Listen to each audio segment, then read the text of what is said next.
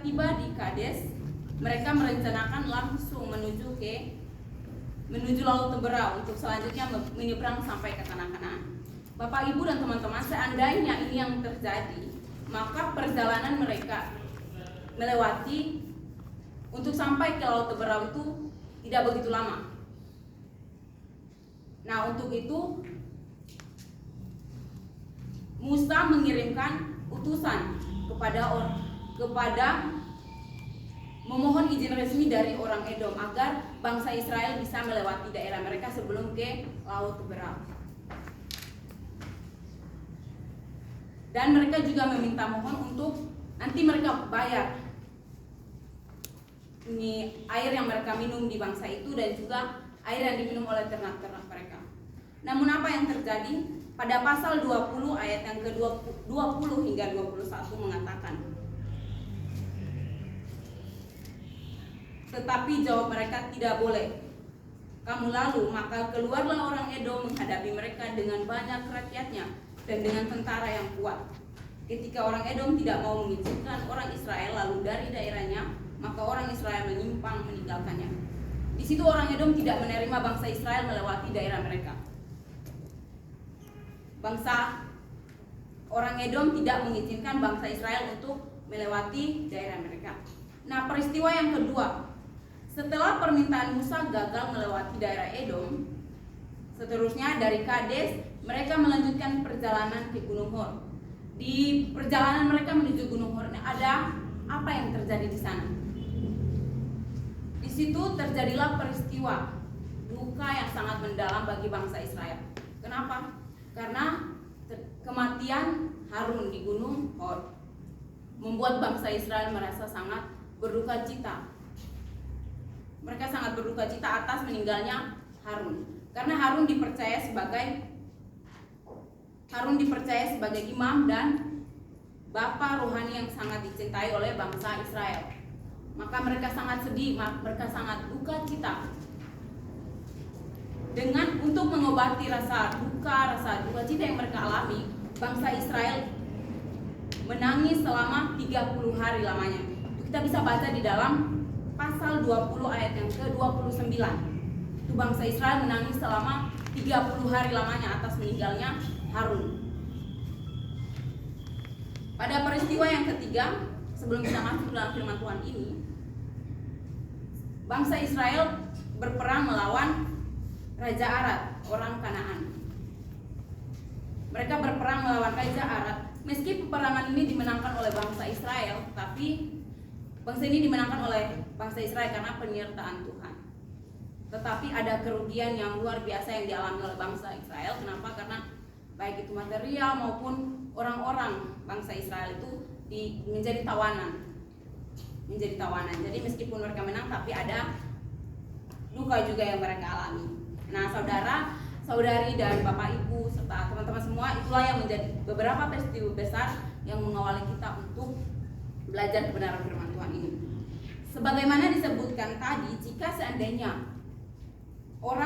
orang Edom mengizinkan bangsa Israel untuk melewati daerah itu, maka sebagaimana disebutkan tadi, jika seandainya orang Edom mengizinkan mereka lewat dari daerah Edom, maka perjalanan hingga tiba di penyeberangan Laut Teberau tidak begitu lama. Bisa segera langsung menyeberangi Laut Teberau untuk seterusnya menuju estafet perjalanan berikutnya hingga ke tanah Kanaan. Namun itu tadi, orang Edom tidak mengizinkan bangsa Israel untuk melewati daerah mereka. Malahan mereka menyuruh tentara-tentara mereka untuk berperang melawan bangsa Israel. Mereka memblok-blok segala jalan untuk bangsa Israel. Jadi otomatis bangsa Israel tidak bisa melewati daerah mereka. Lalu apa yang terjadi? Dengan tuntunan, dengan arahan dan bimbingan serta petunjuk dari Tuhan melalui Musa, lewat Musa, akhirnya bangsa itu dibawa oleh Musa harus berjalan dengan mengelilingi tanah Edom. Jadi mengelilingi tanah Edom, dengan demikian perjalanan mereka itu sepertinya kayak mengarah ke belakang lagi, kembali ke belakang, putar balik, karena semua daerah-daerah Edom itu sudah diblok, jadi otomatis mereka berputar itu mengelilingi luar dari wilayah Edom. Nah, itu yang membuat sehingga jarak waktu mereka dan bangsa Israel ini ke Laut itu cukup jauh. Dari sinilah inilah yang membuat terjadinya kemarahan besar-besaran bangsa Israel terhadap Musa. Dan bukan saja Musa tetapi terhadap Allah sendiri. Mereka mempertanyakan kenapa harus kembali lagi, sedangkan perjalanan mereka sudah begitu jauh. Mereka mempertanyakan kenapa sehingga perjalanan kita kembali ke belakang. Kenapa kita harus balik jalan ini ke belakang? Pada ayat 5 dituliskan bahwa lalu mereka berkata-kata melawan Allah dan Musa, "Mengapa kamu memimpin kami keluar dari Mesir, supaya kami mati di padang gurun ini? Sebab di sini tidak ada roti dan tidak ada air, dan akan makanan hambar ini kami telah muak." Jadi itu mereka sudah mulai marah pada Musa, memberontak terhadap Musa. Akibat dari pemberontakan dan ketidaksetiaan bangsa Israel ini, maka Tuhan menyuruh ular-ular kedung untuk memabuk mereka, sehingga menyebabkan banyak dari orang-orang Israel ini yang mati. Jadi Bapak, Ibu, dan teman-teman semua, tema yang saya bawakan pada hari ini adalah kasih karunia Allah yang menghidupkan. Apa yang dapat menjadi pelajaran berharga orang Israel bagi kita pada hari ini? Poin yang pertama yaitu agar kita mau dipimpin Tuhan. Pada ayat 4 katakan bahwa setelah mereka berangkat dari Gunung Hor, berjalan ke arah Laut Teberau untuk mengelilingi tanah Edom, maka bangsa itu tidak dapat lagi menahan hati di tengah jalan. Setelah mereka berangkat dari Gunung Hor berjalan ke arah Laut Teberau untuk mengelilingi tanah Edom, maka bangsa itu tidak dapat menahan hati lagi di tengah jalan. Bangsa itu tidak menahan hati di tengah jalan, artinya orang Israel tidak sabaran dalam menanggapi tuntunan arahan Tuhan lewat Musa. Ini menjadi pelajaran buat kita, bagi kita di saat ini. Jangan-jangan di antara kita juga banyak yang tidak sabar dalam menunggu waktunya Tuhan. Dalam tuntunan Tuhan ini kadang-kadang kita juga tidak sabaran.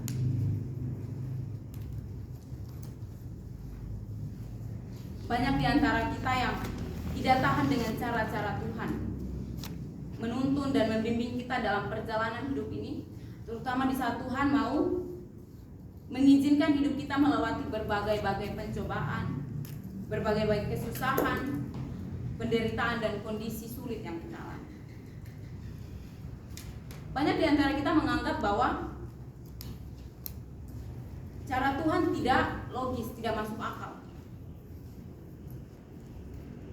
Seolah-olah seperti bangsa Israel ini, mereka beranggapan bahwa Tuhan ini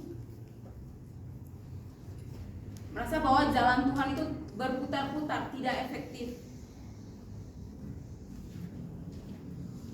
Terkadang maunya kita itu segala sesuatu yang kita sudah kerjakan, segala sesuatu yang sudah kita pikirkan itu harusnya berhasil. Terkadang kita maunya itu cepat, sesuatu yang instan. Hari ini kita kerja, harusnya hari ini juga hasilnya datang gitu. Terkadang kita sebagai manusia itu berpikirnya seperti itu. Nah, Bapak, Ibu, dan teman-teman semua, ini firman Tuhan, kita disadarkan oleh firman Tuhan ini bahwa memang cara-cara Tuhan menuntun hidup kita sering tidak masuk akal, bahkan sering membuat kita menyerah. Tapi ketahuilah, Allah hendak mendidik kita agar menerima secara ikhlas cara-cara dan tuntunan Tuhan. Meski tidak masuk akal, namun dari ketidakmasukakalan itu kita menjadi sadar dan mau dibekali oleh Tuhan dengan cara-cara Tuhan. Poin yang kedua, jangan merasa hambar dan muak terhadap pemberian Tuhan. Pada ayat yang kelima, lalu mereka berkata-kata melawan Allah dan Musa, "Mengapa kamu memimpin kami keluar dari Mesir? Sebab di sini tidak ada roti dan tidak ada air, dan akan makanan hambar ini kami telah muak. Dalam perjalanan mereka pun, sambil berjalan mereka menggerutu, memberontak, dan bersungut-sungut. Pemberontakan dan sungut-sungut itu juga merupakan tanda-tanda kekerasan hati. Tanda-tanda kekerasan hati dan mau menang sendiri. Tidak merasa senang dipimpin oleh Musa dan Tuhan keluar. Mereka dijajahi selama 400 tahun. Itu kita bisa lihat dalam Kejadian pasal 15 ayat yang ke-13. Mereka menggerutu, bersungut-sungut hanya karena tidak ada roti, makanan, dan air, dan apalagi mempersoalkan rasa makanan yang menurut mereka hambar. Untuk itu, Bapak, Ibu, dan teman-teman semua, mari kita belajar untuk hindarkan sikap muak, hambar terhadap segala pemberian Tuhan dalam hidup kita. Harusnya kita syukuri dan menghargai pemberian dari Tuhan. Jangan kita memberontak. Poin yang ketiga, Tuhan menghukum pemberontakan dan yang tidak menghargai pemberiannya. Ayat yang ke-6. Lalu Tuhan menyuruh ular-ular kedung ke antara bangsa itu yang memagut mereka sehingga banyak dari orang Israel yang mati. Jadi ini resiko dari para pemberontak. Resiko karena mereka sudah memberontak, menggerutu, mengeluh dengan tuntunan Tuhan, dengan pemeliharaan Tuhan lewat Musa. Akhirnya Tuhan menyuruh ular-ular kedung untuk memagut mereka. Pertanyaannya sekarang, kenapa sehingga ular kedung yang dipilih Tuhan? Karena ular kedung banyak dijumpai di daerah padang, di daerah gurun. Ular-ular seperti itu banyak dijumpai di daerah gurun. Sehingga itu yang Tuhan pakai untuk bertindak lebih cepat untuk menghadapi para pemberontak yang suka mengeluh, bangsa Israel ini. Untuk itu mari kita sama-sama belajar untuk menghindarkan diri, menghindarkan dari pemberontakan kepada Tuhan dalam bentuk apapun, agar kita tidak mengalami masalah yang lebih berat dari apa yang kita pikirkan.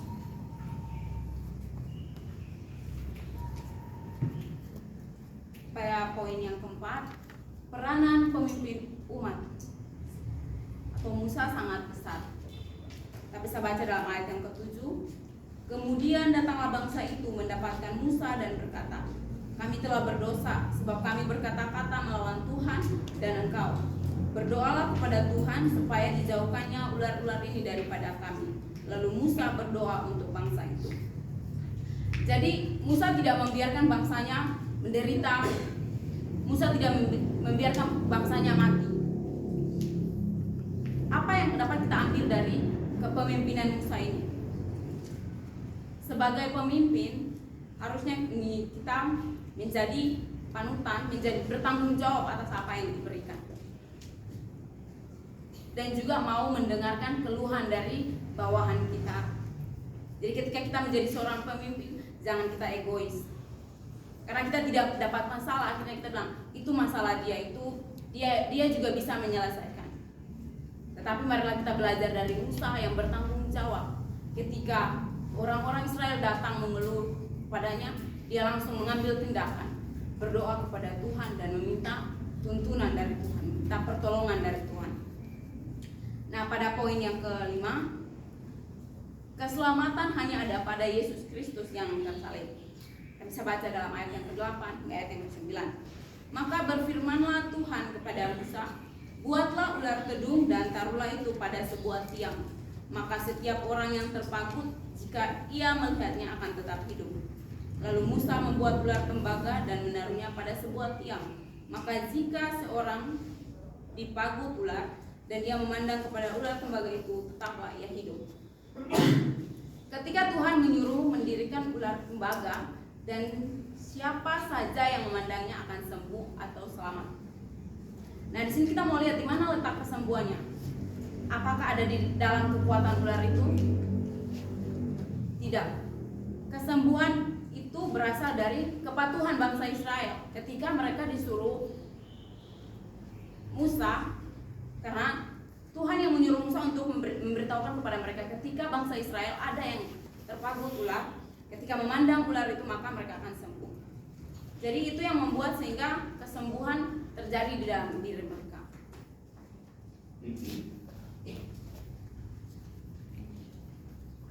Di dunia ini juga banyak hal yang sering kita alami. Banyak hal yang memabuk kita, hidup kita,